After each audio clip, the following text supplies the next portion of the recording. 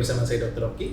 Saya Dr. Friska. Hari ini kita akan membahas tentang berat badan yang ideal dan tipe-tipe diet kali ya dok ya. Pertama-tama gimana sih dok cara menghitung berat badan kita itu sudah ideal atau belum? Cara menghitung berat badan sebenarnya banyak ya, cuman yang paling ideal karena kita biasa menggunakan BMI, Body Mass Index ya. Cara menghitungnya itu cukup gampang, jadi berat badan kalian dibagi dengan tinggi badan kalian dalam meter, tinggi badannya dikuadratin, nanti hasil pembagian berat badan plus tinggi badan dalam meter kuadrat tuh BMI kalian. Itu ada standar nanti misalnya ada yang kalau ada yang obesitas, ada yang overweight, ada yang obesitas 2, ada yang normal, ada bahkan yang underweight. Itu nanti kalian bisa lihat, itu ada chartnya juga kalau kalian mau jelasnya nanti bisa dicek di Google banyak lah. Mungkin cara hitungan gampang juga ada yang kalau misalnya laki-laki dikurangin 100, kalau wanita dikurangin 100 dikurangin 10% lagi. Itu ada hitungan gampangnya, cuman tapi tetap yang paling ideal yang si BMI. Paling akurat memang penghitungan BMI. Nah, cuman harus BMI harus dibedakan ya, ada BMI untuk orang Indonesia atau orang Asia sama BMI yang buat orang Eropa ya, karena kan posturnya berbeda ya. Kalian bisa hitung dari BMI itu aja.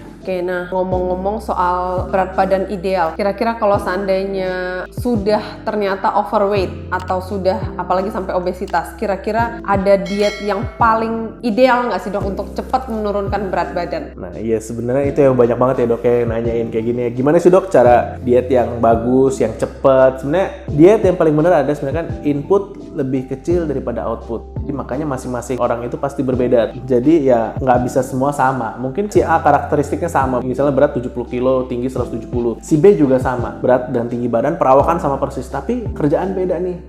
Gaya hidupnya juga beda, ya pasti mereka tidak bisa menerapkan sistem diet yang sama.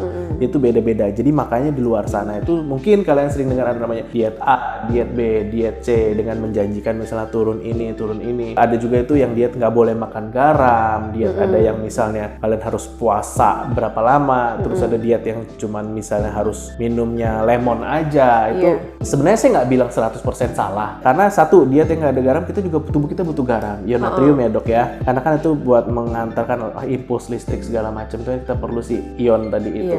Makanya kalau misalnya tanpa garam biasa cenderung jadi lemes. Betul. Jadi sebenarnya diet itu cuma satu prinsipnya, jadi yang penting input lebih kecil dari output. Nah gimana cara menentukan itu? Ya kalian harus tahu kegiatan kalian apa-apa, terus ya mungkin dari porsi, misalnya kalian makan biasa 1 piring penuh, kalian bisa mulai kurangin misalnya jadi 1/4 atau kurangin setengahnya dulu, perlahan-lahan diturunin dari porsi normal kalian, itu kalian pasti turun.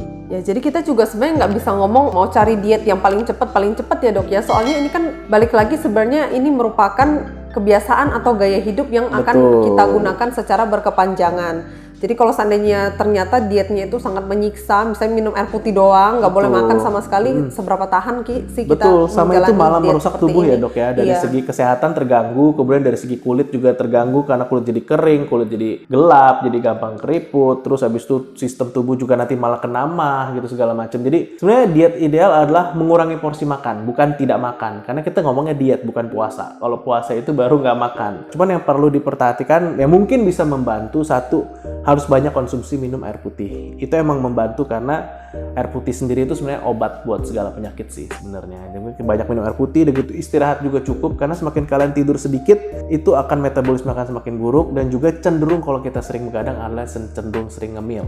Nah, yang penting tidur, minum air putih, dan gitu hindarin alkohol, karena kan dia juga mengandung banyak kadar glukosnya juga, di mana itu akan memperlambat proses pembakaran, di mana lemak-lemak akan susah dibakar karena harus menghancurkan dari si alkoholnya dulu. Jadi sebenarnya kita perlu tetap menerapkan pola makan gizi seimbang. Jadi kayak karbohidratnya ada, proteinnya ada, serat-seratnya juga ada, namun dalam porsi yang lebih sedikit. Betul, karena juga banyak tuh diet yang paling banyak adalah yang sering kita dengar adalah nggak boleh makan nasi.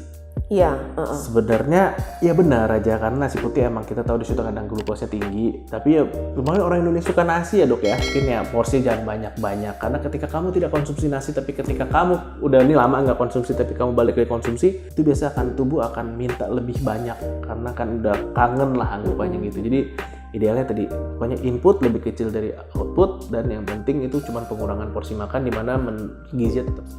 Oke, sekian pembahasan kita tentang topik hari ini. Jika ada yang masih belum jelas, boleh langsung komen di bawah atau langsung DM kita ke Instagram @kamidokter Indonesia. Saya Dr. Friska. Saya Dr. Rocky. Pamit.